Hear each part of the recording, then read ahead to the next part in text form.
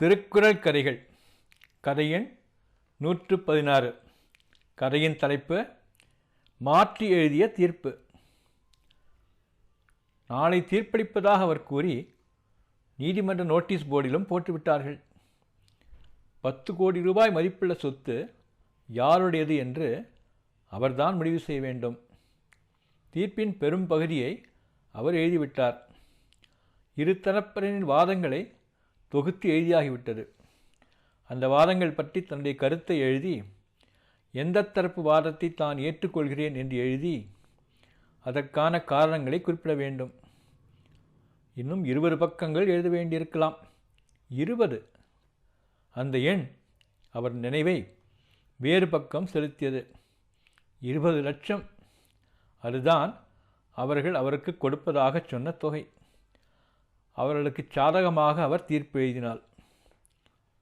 ஒரு நாள் காலையில் அவர் நடைப்பயிற்சி செய்து கொண்டிருந்த போது அவர் பக்கத்தில் நடந்து வந்த முதியவர்தான் முதலில் இதை பற்றி பேசினார். அவருடனே கோபப்பட்டு மறுத்து பேச, அமைதியாக இருப்பதுதான் அவருக்கு நல்லது என்று அந்த முதியவர் அறிவுறுத்தினார்.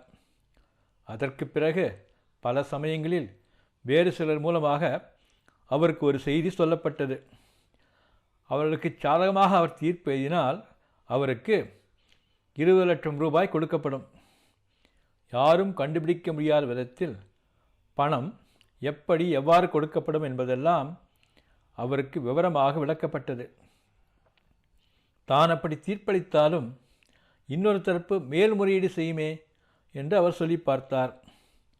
அதை பற்றி அவர் கவலைப்பட வேண்டாம் என்று அவர்கள் சொல்லிவிட்டார்கள். கீழே பார்த்து கொண்டு எங்களால் மேலே பார்த்து கொள்ள முடியாதா என்றார்கள்.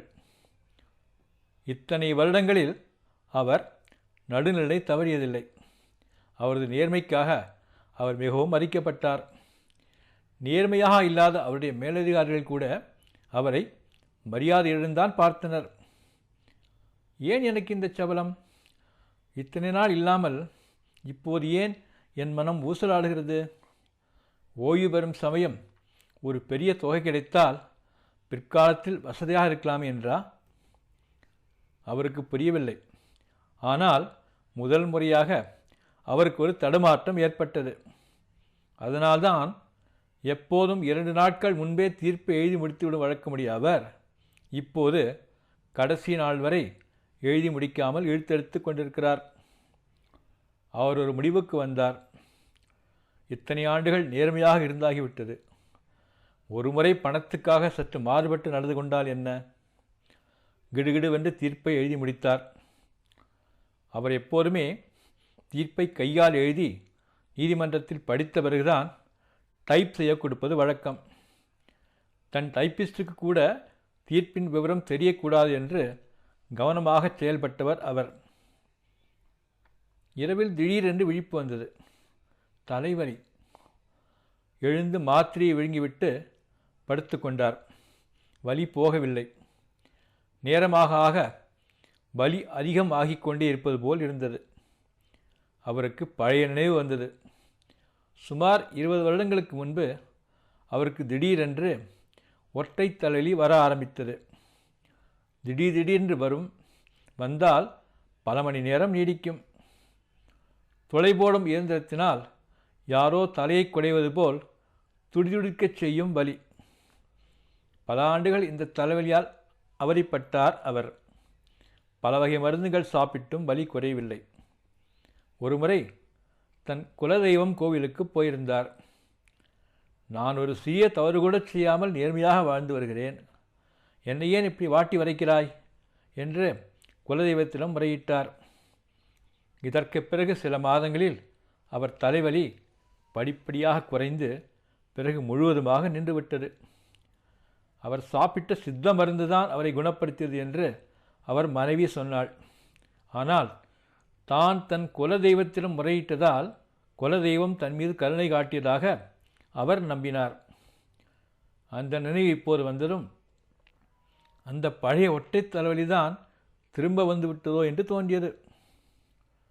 தூங்க முடியாமல், வலி பொறுக்க முடியாமல் நீண்ட நேரம் துடித்தார். கடவுளே, என்னை ஏன் இப்படி வாட்டி வதைக்கிறாய் என்று அலறத் தோன்றியது. முன்பு தான் குலதெய்வத்திடம் முறையிட்டது நினைவுக்கு வந்தது. இப்போது அப்படி முறையிட முடியுமா? பலியையும் மீறி அவர் ஒரு தெளிவை தனக்குள் உணர்ந்தார்.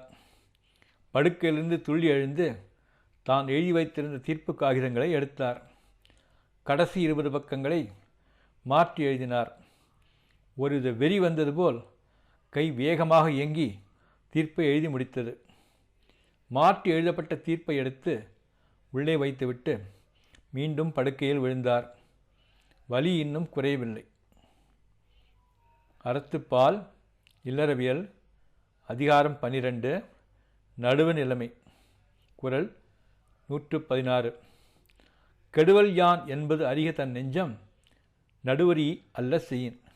பொருள்: தான் நடுநிலைமை தவறி செயல்பட்டால் தனக்கு கெடுதல் வரும் என்பதை ஒருவன் உணர வேண்டும். நன்றி.